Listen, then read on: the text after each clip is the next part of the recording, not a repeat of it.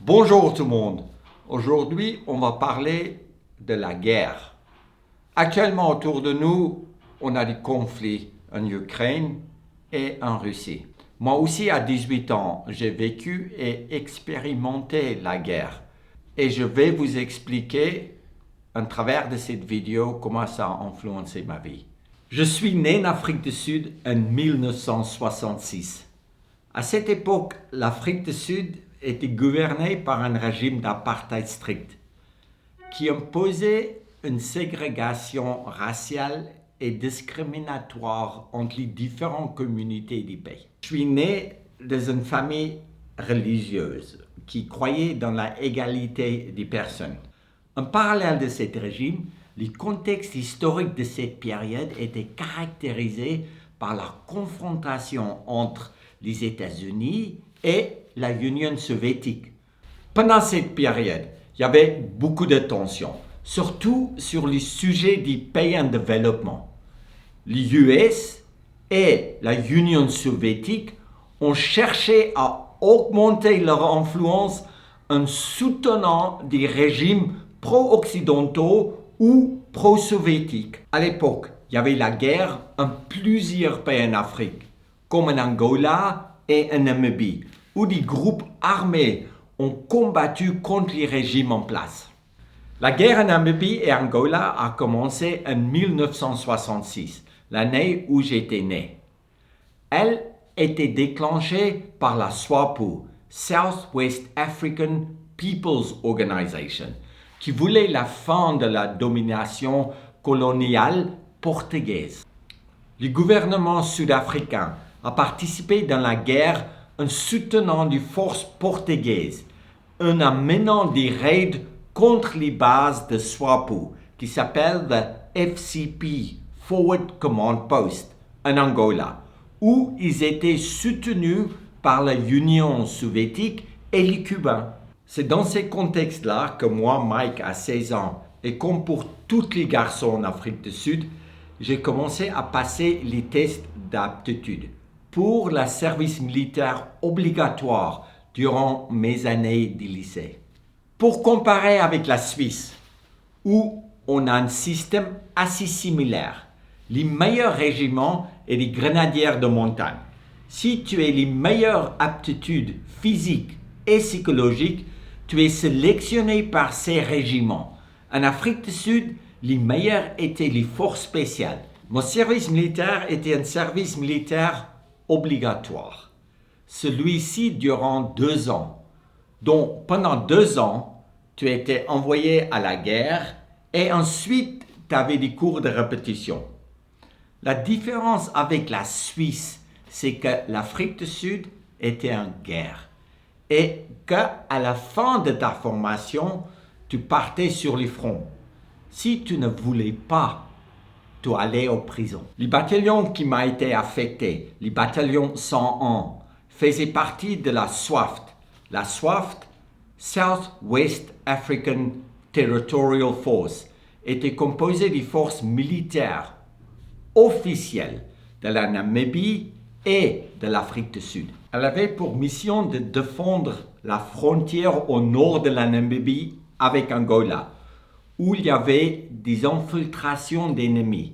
Cette guerre s'appelait la guerre des frontières. Dans notre bataillon, j'avais des rôles de lieutenant.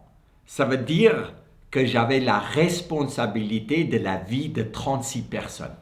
Notre mission principale était de localiser et capturer des combattants ennemis qui tentaient d'infiltrer des territoires par des opérations de counter-insurgents. Les combattants opposés à cette époque étaient formés par les Russes et les Cubains.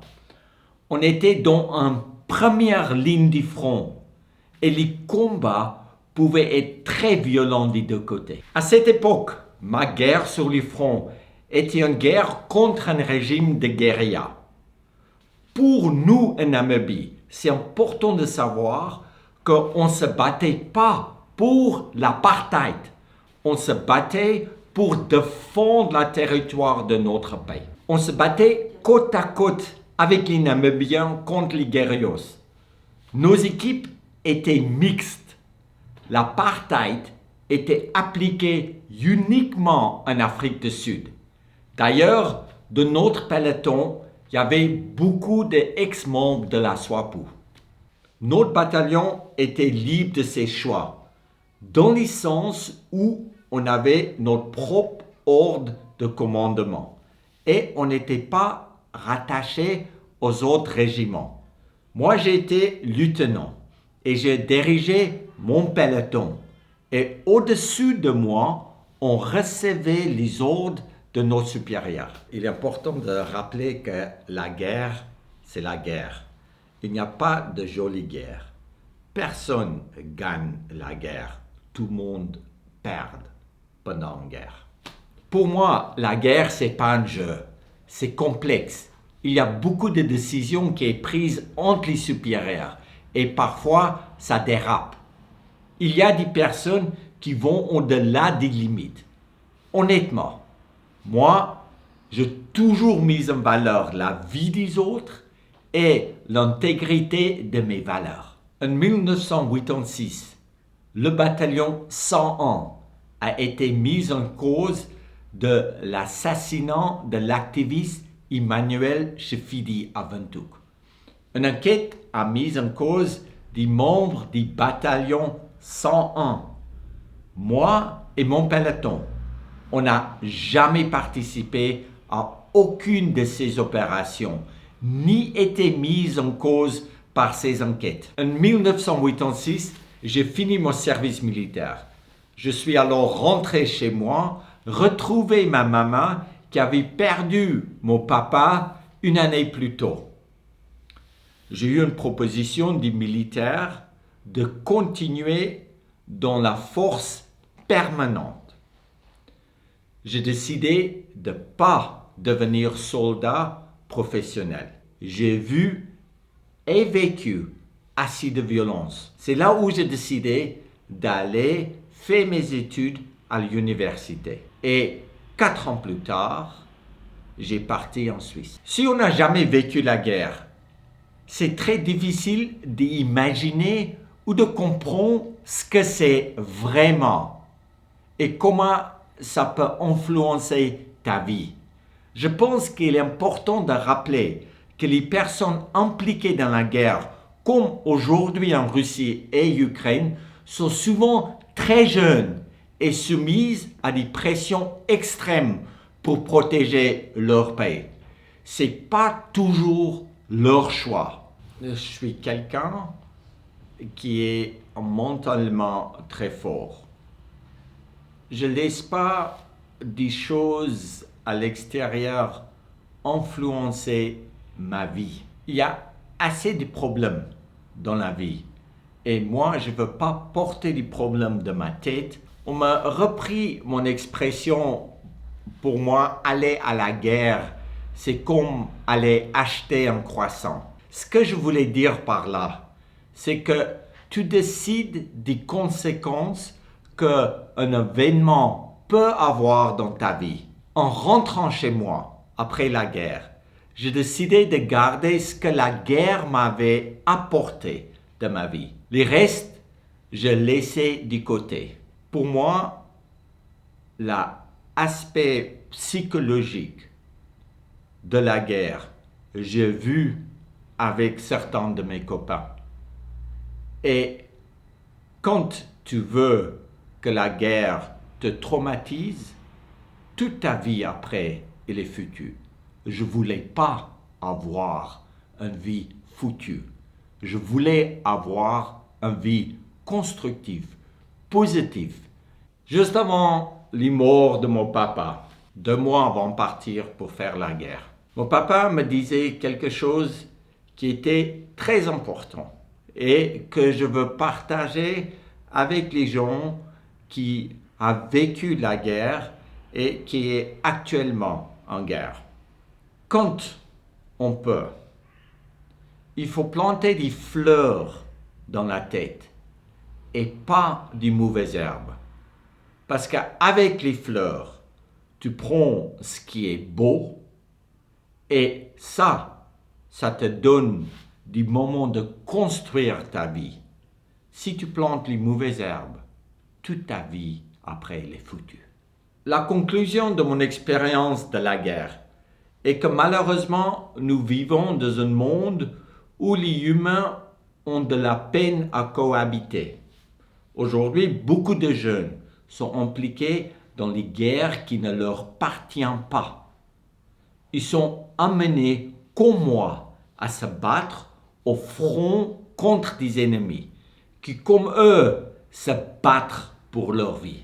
Quand on fait notre service militaire obligatoire et on est sélectionné d'être dans la première ligne du combat, c'est là où des choses se passent.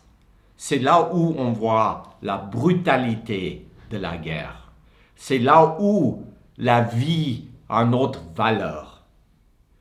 Et quand on respecte les autres comme on veut être respecté, c'est là où on met la valeur dans la vie des autres. Quand tu as fait la vraie guerre, tu n'as pas envie de faire la guerre contre les gens. Après mes études, ma seule envie était de partir explorer le monde, comme expliqué dans mes livres. J'ai jamais caché mes passés.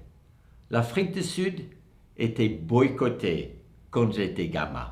J'avais pas beaucoup de choix où je pouvais aller. C'est pour cette raison que j'arrivais en Suisse. La Suisse a pas boycotté l'Afrique du Sud pendant l'apartheid. Après la guerre, j'ai décidé de me rapprocher de la nature. La nature m'a offert la paix. Elle me permet de me reconnecter avec moi-même. Nature doesn't discriminate. Nature doesn't judge. Nature, if you respect it, will take care of you. And that is where I find peace. Après tout ce que j'ai vécu, si j'ai des conseils à donner aux jeunes qui sont au front line aujourd'hui, tout ce que j'ai fait de ma vie m'a appris d'être résilient, d'être discipliné, de garder son intégrité, de toujours se relever rapidement une fois qu'on tombe, de vraiment croire en moi et mes capacités, de continuer de croire dans la beauté de chaque personne, de relativiser des choses qui ont très peu d'importance dans notre vie, de ne pas oublier les passés, mais d'en garder les bons côtés et de leur rendre constructifs. Moi, je veux vraiment savoir pourquoi on veut détruire si tu peux en fait construire.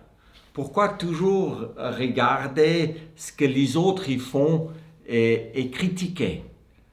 Si tu marches sur les gens, tu ne te construis pas toi-même. Si nous, on change notre attitude et puis on voit ce qui est beau, c'est là où on vit beaucoup plus heureuse. La valeur de ces billets est différente. Si on l'écrase, on le lance par terre, on le marche dessus, la valeur de ces billets restera toujours différente. Dans la vie, tu peux te faire écraser, mais ta valeur reste toujours pareille.